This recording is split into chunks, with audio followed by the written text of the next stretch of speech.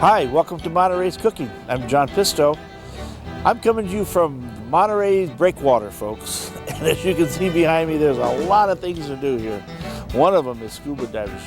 You know, we get scuba divers from all over California, and from what I hear, all over the world that come here to dive in our Monterey Bay.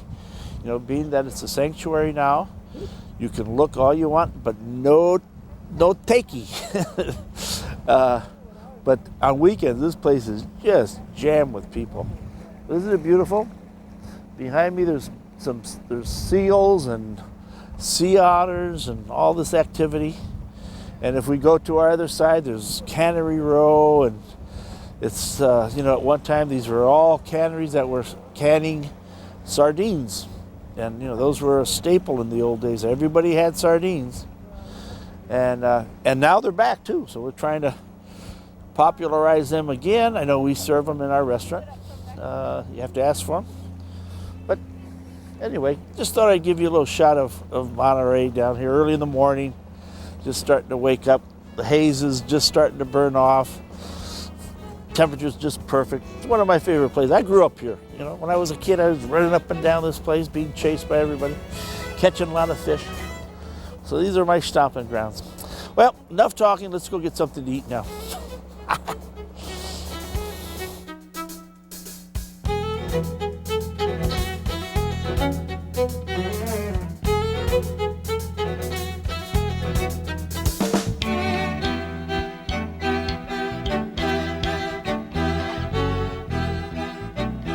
You know, folks, Monterey County is loaded with wineries. I mean, there's like over 35 of them now. And, you know, there's no secret that Monterey County is producing incredible wine. So, you know, I thought during the course of our programs, I'm going to introduce you to a few of the wineries, all right? Today we're at Ventana, and this has been a winery that's been around for quite a while and producing some very world-class wines. So let's go upstairs and we're going to meet Luann, okay?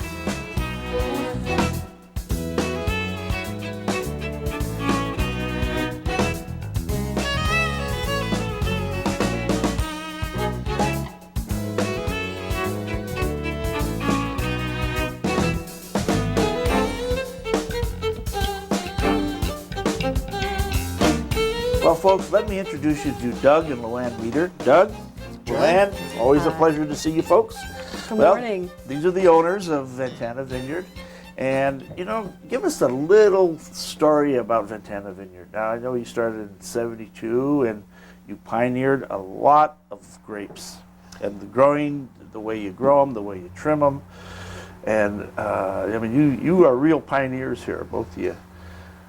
Well, Monterey was a brand new region in those days, as you know, for wine, and we were mainly vegetable and cattle country here. And when grapes got started here, we had a lot of learning. Monterey has a very unique climate and situation, and so a lot of things had to be relearned. I'm not from here. I'm from Washington State and agricultural families, but my academics were in mathematics and theoretical economics, and spent the next 7 years in jet cockpits for the Navy and test pilot and little combat.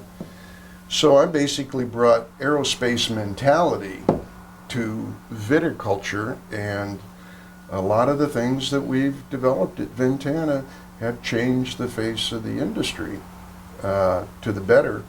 And Monterey is now happily recognized as one of the superb wine regions of the world. How many wines are you folks producing now? Well, as a research vineyard, we produce a lot of things that we're still exploring, but as direct commercial wines, perhaps 6 whites and 3 reds. Wow, okay, that's a lot of wine. Now, the unique situation here is that you grow it and Luann sells it. That's correct. and you're on the road a lot, and you're traveling, and I know I've tried to get in touch with you several times, and you're all over the country, literally, as is Doug, too. We're trying to open new markets and throughout the United States as we're growing and producing more and more wine. Well, that's fantastic. Well, you know what? I think we're going to get some of these wines, take them home, And I've got some things on the stove, and let's see what happens from there. Okay? Thanks a lot. Let's go. Thank you.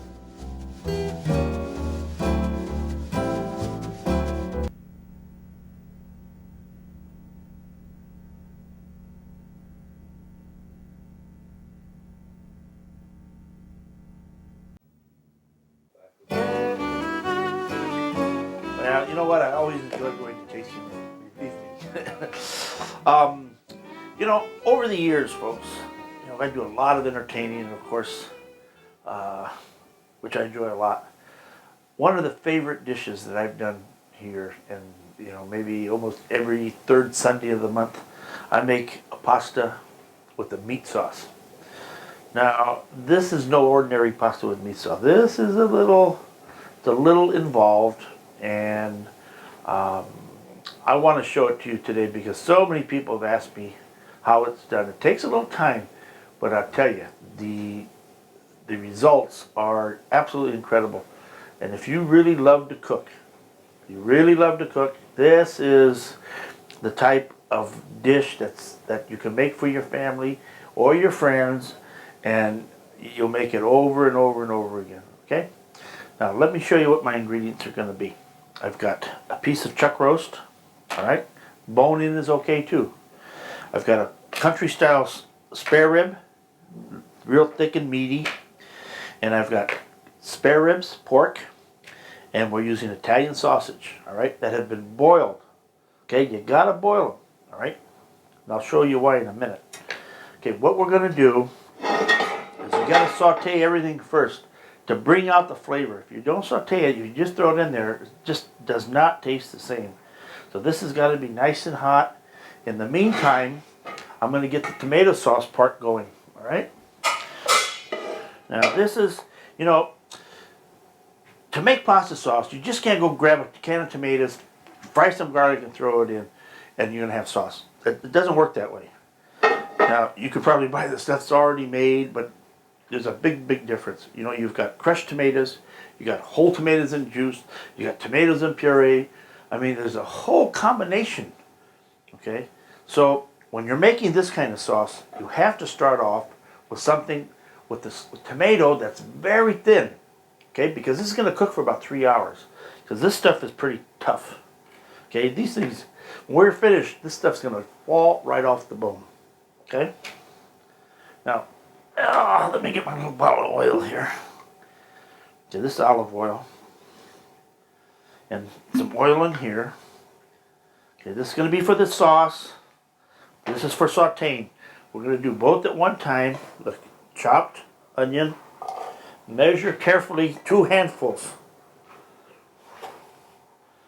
Okay, cover the bottom. I'd say get those nice big onions. I'd say use about 1.5 of those.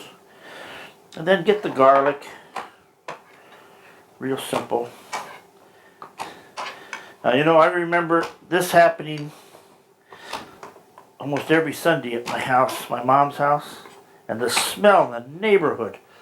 The whole area around Scott Street, all Italian people, you can tell what time they start their sauce because you go outside, the smell is just intoxicating. These are man-sized portions. Okay, just lay all this in there. And the secret to this is to brown it real well. And these are the sausages. Whoa. Okay, now you notice I'm not using any meatballs. We're going to save that one for another show. And we're going to call that the meatball competition. And who can make the best? Because it's a big deal to make a decent meatball, believe me. Okay, see where we take it to this point? See what we're talking about? Here's the flavor. The big word in the culinary circles now is caramelize. Everything's caramelized. Caramelize the pork and caramelize this.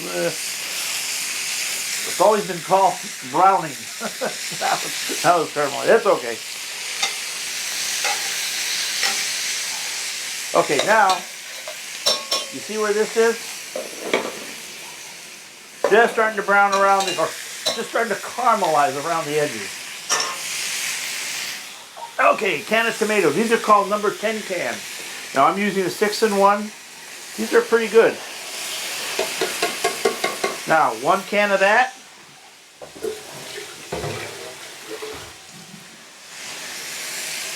And about a quarter of a can of water. Now, like I said, I want this on the thin side because this has got to cook for a few hours.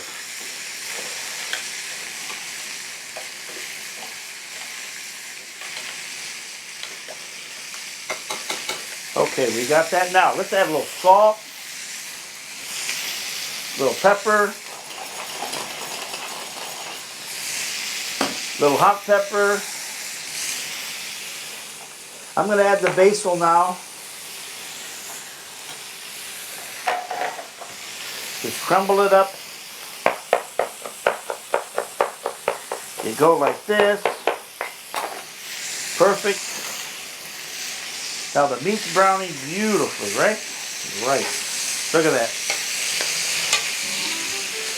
It's important that you do this. Okay? When we come back, we're going to continue to cook this pasta sauce.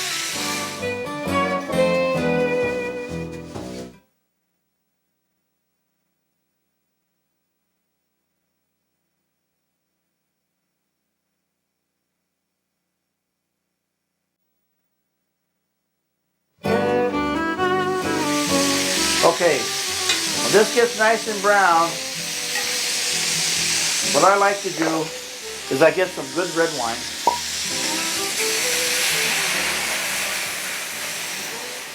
Good half bottle.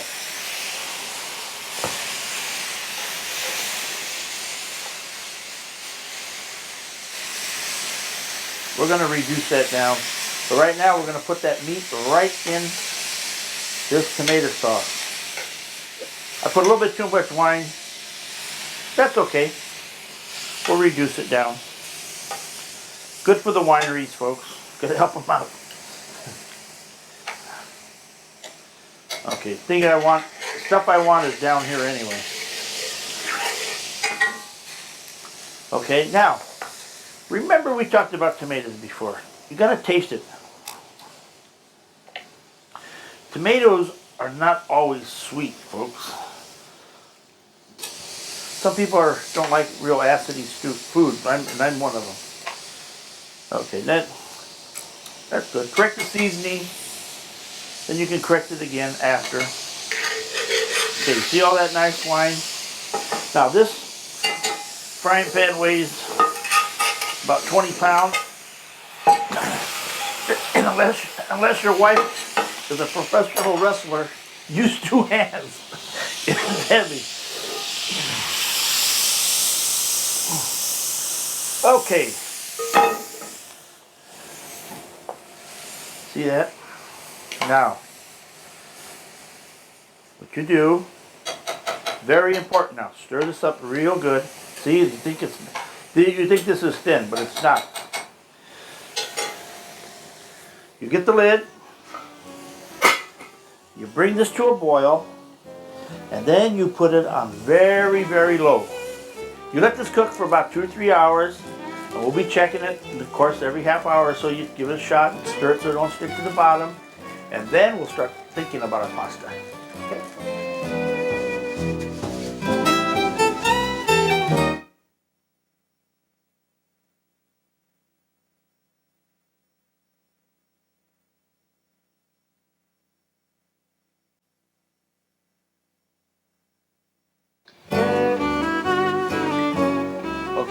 Now, this has been 2.5 hours.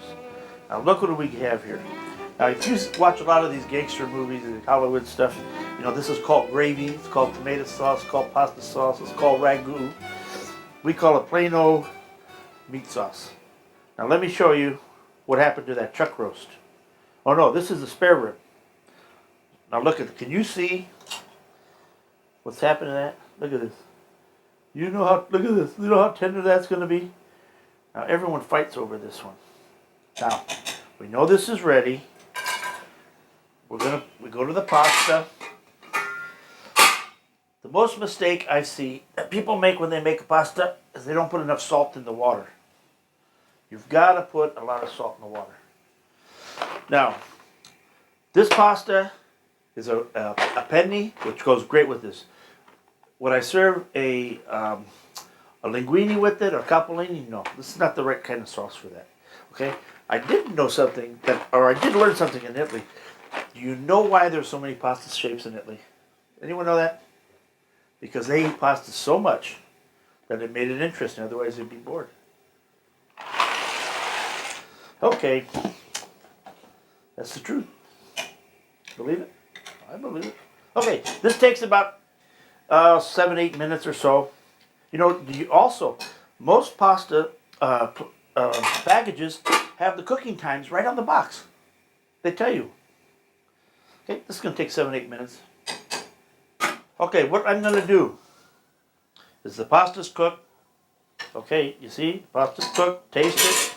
We like ours a little on the firm side, folks.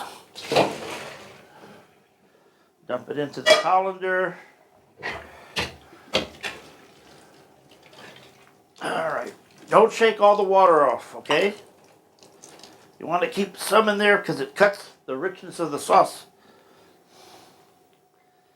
Ah, this is looking like a party already. Okay, now we pull the meat out. Look at this, just barely holds together. There's the beef, the sausage. Look at this. Oh boy, anybody hungry? It's a small hungry. And the beef, look at, see, this is what it's supposed to do. See that? It's supposed to fall right off of that bone. Okay. Now let's get them over here. You know, we're going to do something different. Today, we're going to break all the rules. And we're going to taste some white wine with this. Now, all the Italians that are watching this are saying, "Wow, what is he, crazy?" Well, I'm going to tell you, I haven't tasted it yet. My friend Doug says it's good, so we'll see. It might be stupendo, we'll see. Doug swears by it. Okay. So now you have the meat, which is the second course, and you have the pasta, which is the first course. Now, let's dish up a little pasta. All right. Doug, man your forks. Here we go. Oh, thank you, John. All right. Now we're going to pour a little red wine and a little white. Now we're using, Doug, we're going to use your Merlot. Oh, fantastic. Then. We're going to pour some Chardonnay.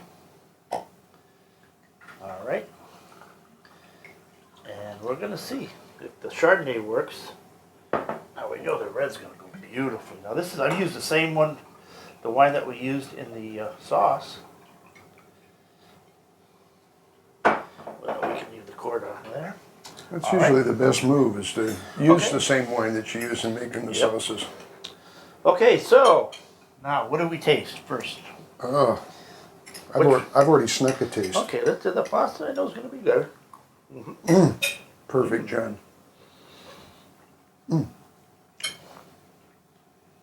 Thank you. All right.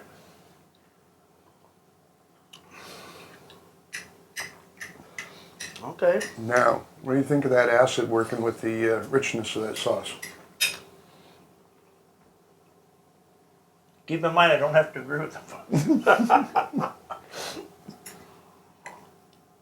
Well, being Italian, I wouldn't think you'd agree on the white wine. Well, you know what? It's not bad. It really isn't. It really is. It's very good.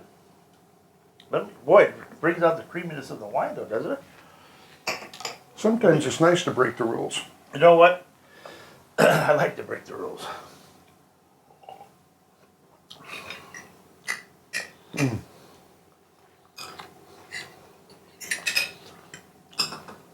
Well, we could be here all day doing this. You know what? It does work. I don't know, John. I think we better test it again. What do you think? I got more shows to do.